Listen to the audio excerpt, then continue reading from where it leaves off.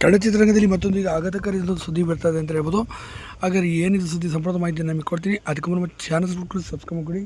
ಅದು ಕನ್ನಡ ಸಿನಿಮಾ ರಂಗದಲ್ಲಿ ಅತಿ ಹೆಚ್ಚಾಗಿ ಹೆಸರು ಮಾಡಿದಂಥ ಚಿತ್ರಶಣೈ ಅವರು ಇಲ್ಲ ಅಂತ ಹೇಳ್ಬೋದು. ಹಾಗಾದ್ರೆ ಏನಾಯ್ತಪ್ಪ ಅಂತ ನೋಡ್ತಾ ಬಂದರೆ ಕನ್ನಡ ಚಿತ್ರರಂಗದಲ್ಲಿ ಸಾಕಷ್ಟು ಸಿನಿಮಾವನ್ನು ಮಾಡಿ ಸುಮಾರು 500ಕ್ಕೂ ಅಧಿಕ ಸಿನಿಮಾಗಳನ್ನು ಮಾಡಿದ್ದಾರೆ ಚಿತ್ರಶಣೈ ಅವರು.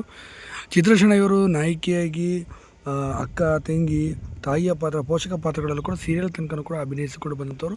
ಮೂಲತಃ ರಂಗಭೂಮಿ ಕಲಾವಿದೆಯಾಗಿ ತದನಂತರ ಸೀರಿಯಲ್ಗಳಲ್ಲಿ ಕಾಣಿಸಿಕೊಂಡು ಬಂದಂಥವರು.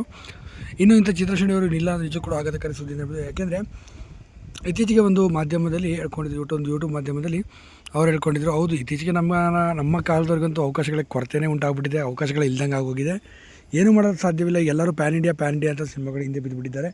ಇದೇ ಕಾರಣಕ್ಕಾಗಿ ನಮಗೆ ಅವಕಾಶಗಳು ಸಿಗ್ತಿಲ್ಲ, ಅದಕ್ಕಾಗಿ ಅಷ್ಟು ಸಿನಿಮಾಗಳು ಮಾಡೋಕ್ಕೂ ಸಾಧ್ಯವಾಗ್ತಾರೆ ಅಂತ ನೀವು ಗಮನಿಸಿರ್ಬೋದು.